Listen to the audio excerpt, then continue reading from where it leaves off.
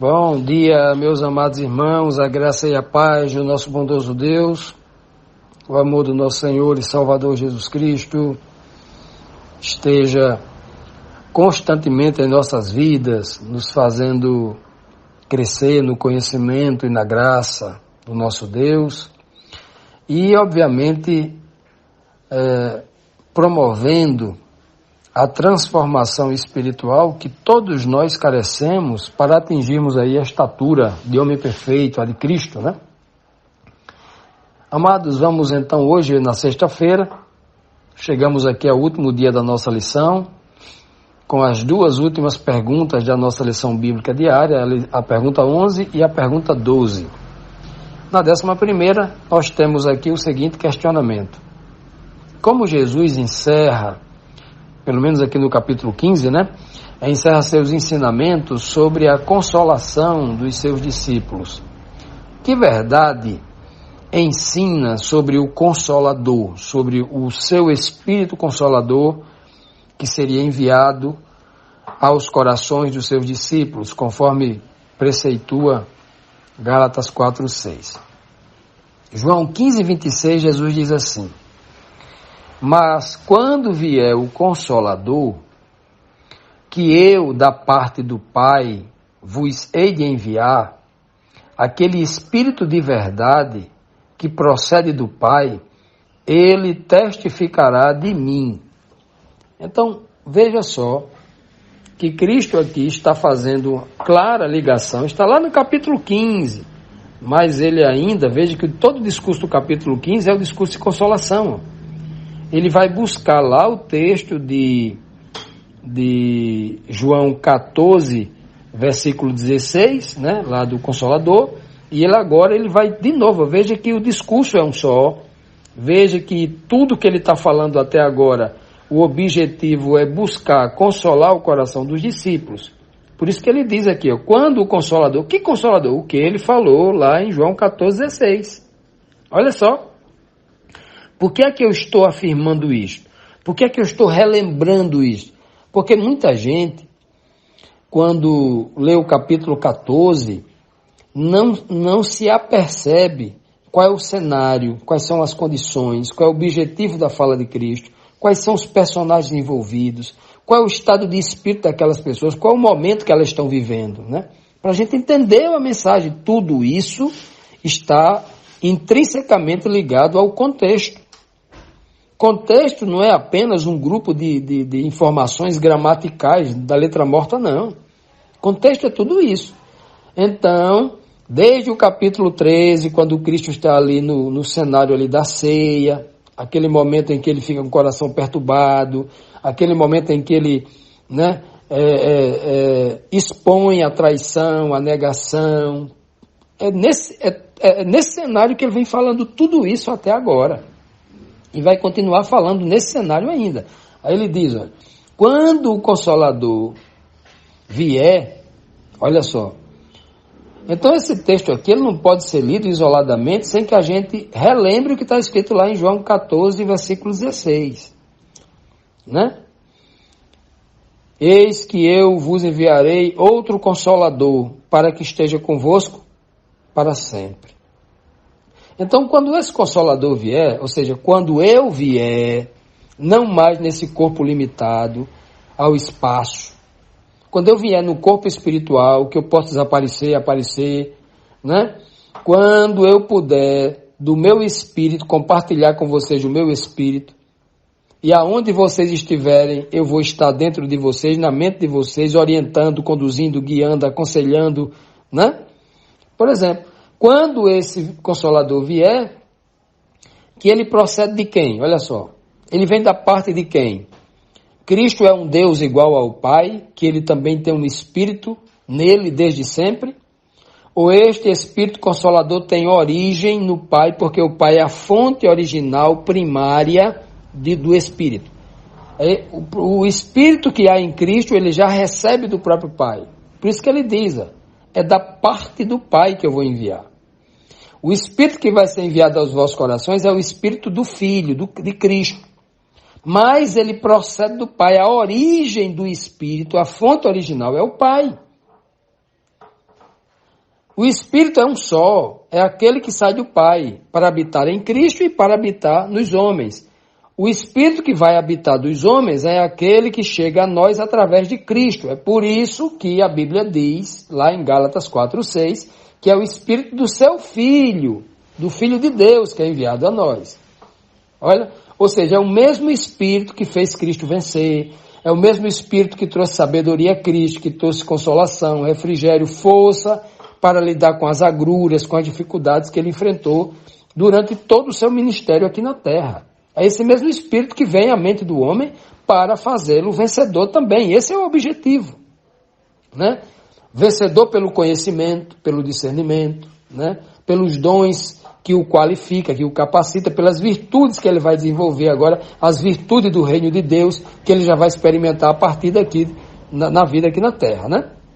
Pois bem, Consolador, quando esse Consolador estiver com vocês, que eu vou enviar da parte do meu Pai, esse Consolador, né, que eu hei de enviar a vocês, né, aquele Espírito de verdade, né?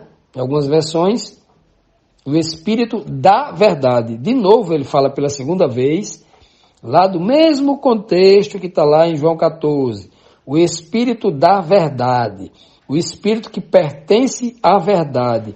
O Espírito que é uma propriedade daquele que é chamado, que recebe o nome de verdade. O Espírito da pessoa que recebe o título de a verdade. Quem é essa pessoa? Jesus Cristo é o Espírito da verdade. Aí ele, pela segunda vez, ele diz que procede do Pai. A procedência, a origem é do Pai.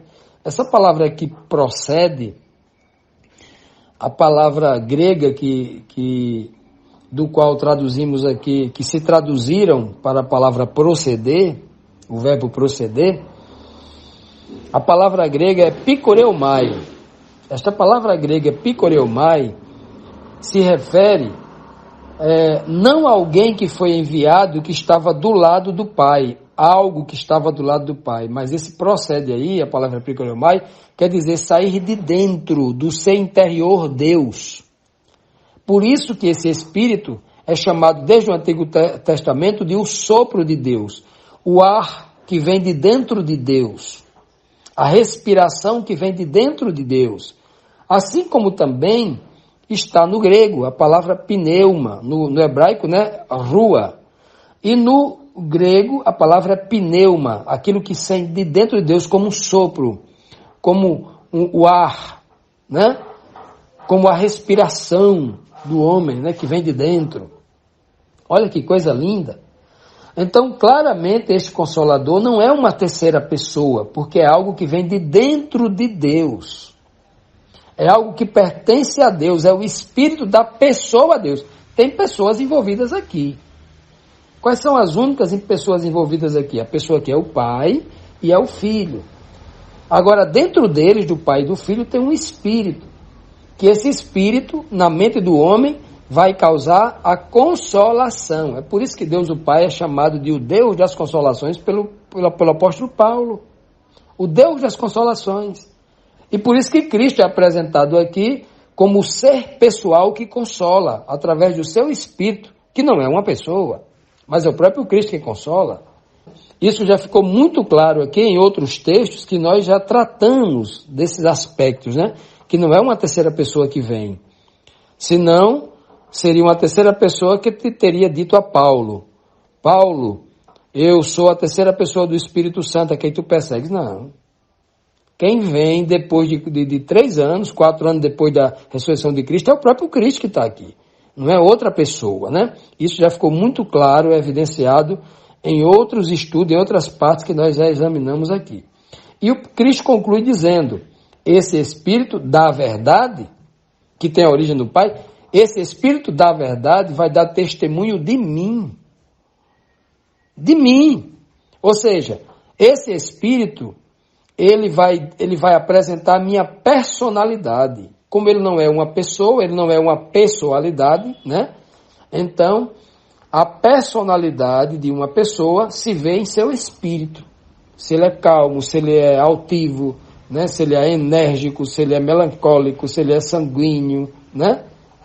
Então, isso a personalidade se vê no espírito da pessoa. Então, a pessoa aqui do Consolador é Cristo. O Espírito de Cristo vai falar sobre sua personalidade de professor, de mestre, de amoroso, de guia santo, né? Então, por isso que esse Espírito Consolador vai testificar da sua pessoa, do próprio Cristo. Na 12ª pergunta, nos traz aqui mais um questionamento. Quem mais daria testemunho de Cristo, das suas palavras verdadeiras? Quem mais? Né? Porque ele diz aqui que esse Espírito, está no verso 26, né? Vai testificar de mim. Quem mais? Né? Vamos perguntar a Cristo aqui. Né? Quem mais, além do seu próprio Espírito, que ensinaria a mente dos discípulos, né? Quem mais, além de Cristo, daria testemunho dele mesmo? A pergunta seria isso, né? João 15, 27 diz assim: e vós também testificarei, pois estiveste comigo desde o princípio. Olha, veja aqui, por que é que os discípulos vão testificar de Cristo e os discípulos não testificariam da terceira pessoa da Trindade, o Espírito Santo? Vai testificar de Cristo somente. Raciocine nisso. Preste muita atenção no texto. Todas as vezes que estiver lendo a Bíblia, faça essas perguntas. Escuta essa orientação que eu vou lhe dar agora. Toda vez que você estiver examinando a Bíblia cuidadosamente, para evitar acreditar no engano, você sempre pergunte ao texto: o que é que o texto está dizendo? E o que é que o texto não está dizendo? Quando você questiona isso, você vai estar se vacinando contra aquelas compreensões que vêm de deduções fora da Bíblia. Isso é perigosíssimo, porque você pode criar uma doutrina paralela, uma doutrina que pode até se parecer com a verdade, mas é mentira. Muito cuidado. Então faça essa pergunta sempre. Nunca esqueça de fazer essa pergunta quando estiver lendo o texto. Então veja aqui, o que é que o texto está dizendo? Meus discípulos, vocês também vão testificar de mim. Porque quem é que testifica de mim mesmo? Eu mesmo. Cristo já disse de que ele dava testemunho lá no capítulo 6, no capítulo 5. O meu testemunho é verdadeiro, porque eu dou testemunho da verdade. E o meu Pai também dá testemunho de mim. Olha só. Aí ele diz assim, ó: esse Espírito que eu vou enviar no coração de vocês, a mente de vocês, ele vai fazer vocês lembrar daquilo que eu ensinei a vocês e vai testemunhar da minha pessoa, porque ele é a minha personalidade. Olha só. Agora, vocês também, quando receberem esse Espírito, vocês vão testificar de mim. Vocês também vão testificar de mim. Veja que ele não diz: vocês vão testificar de mim, que sou um ser pessoal, e vai testificar também da terceira pessoa do Espírito Santo que vem para vocês, que é um ser pessoal também. Ele não diz isso. O tempo todo, Jesus Cristo, obviamente, ele omite uma suposta terceira pessoa, porque essa terceira pessoa é uma suposição inventada pela igreja na Idade Média. Não há espaço na boca de Cristo para que haja uma terceira pessoa. Toda vez que ele fala do Consolador, do Espírito, ele está falando da sua pessoa, pós-ressurreição, quando o seu corpo incorruptível, o seu corpo espiritual, o seu corpo glorificado, pode agora, está presente na mente dos discípulos espiritualmente. O Espírito de Cristo agora vai testificar com o Espírito dos discípulos. E ele diz o porquê. Por que aqueles discípulos vão testificar de Jesus Cristo? Testificar do que Cristo ensinou desde o princípio. Porque eles estavam com vocês, estão comigo desde o princípio. Olha que coisa linda. Cristo está dizendo, olha: vocês estão aprendendo a verdade comigo desde o princípio. Desde quando eu subi lá na montanha, e disse assim: bem-aventurados, desde lá vocês estão comigo, aprendendo tudo. Vocês não perderam nenhuma lição. Vocês escutaram tudo direitinho. Agora, quando vocês forem batizados com o Espírito Santo lá no Pentecostes, aí vocês vão se lembrar de tudo isso e vão compreender cada palavra que eu disse. O Espírito vai fazer vocês lembrar, o meu Espírito vai lembrar de tudo que eu já ensinei para vocês. Não é o que outra pessoa ensina, não. É eu. Então é o meu próprio Espírito que vai ensinar aquilo que eu já falei, vai fazer vocês lembrar aquilo que eu mesmo já falei para vocês. E essa é a beleza do texto. E esta é a beleza. Vós também vão testificar de mim se vocês vêm aprendendo comigo mesmo desde o princípio. O meu Espírito vai fazer o Espírito de vocês se lembrarem de tudo que eu, Jesus Cristo, e não outra pessoa, tem ensinado para vocês desde o princípio. Vocês estão comigo. Vocês não estão com outra pessoa, é comigo. Estivesses comigo. Ó, comigo é um pronome pessoal qual? É duas pessoas, é a primeira pessoa do plural ou a primeira pessoa do singular? Não é? Pois bem, primeira pessoa do singular. Aqui é Cristo quem está falando. É Cristo quem é o grande mestre, é o grande ensinador, é o Senhor dos discípulos. E quando a gente vai para estudar, examinar com cuidado todo o livro de Atos, o livro de Atos dos Apóstolos, né, o escrito por Lucas ali, né? A gente vai ver no capítulo 1 a ascensão de Cristo, no capítulo 2 o batismo lá no Pentecostes, no capítulo 3, o desenvolvimento da igreja. No capítulo 4, a igreja poderosíssima, batizada e selada com o Espírito Santo. Né? A gente vai ver toda essa história. A gente vai ver que é o Espírito de Cristo que está conduzindo essa igreja, e não uma terceira pessoa. Do capítulo 1 de Atos, que é a história, né? É a história contada da igreja primitiva, está no livro de Atos, né? Até os dias de Paulo. Ali está bem contado ali quem é que conduz essa igreja. O texto diz bem claro que não é outra pessoa.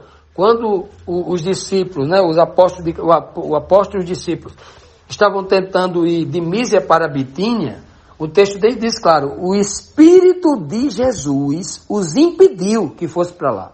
E não era outra pessoa. Era o Espírito de Cristo.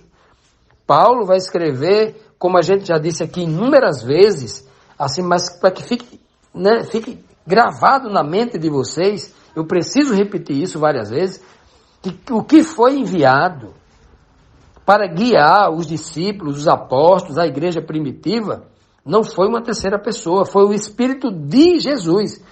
O Espírito que é uma propriedade de Jesus, não é o Espírito Jesus, é o Espírito de. É algo que pertence a Jesus. Não é uma pessoa, é algo que pertence a Jesus.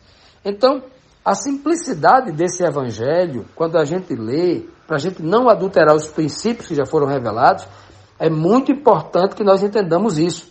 Porque se a gente não entender a Bíblia como ela é, como é que eu vou conhecer Deus na sua beleza? O conhecimento de Deus, o conhecimento de Cristo, como que eu vou entender? Não é mesmo? Que o Senhor nos abençoe, que o Senhor nos ilumine a nossa mente, para que em todo momento sejamos guiados por esse discernimento espiritual e se cumpra em nós a promessa e a profecia, né? Que nós conheçamos a Deus como o único Deus e a Jesus Cristo a quem o Pai nos enviou. Que nós conheçamos essas duas pessoas maravilhosas através dos ensinamentos de Cristo, que espiritualmente nos ensina.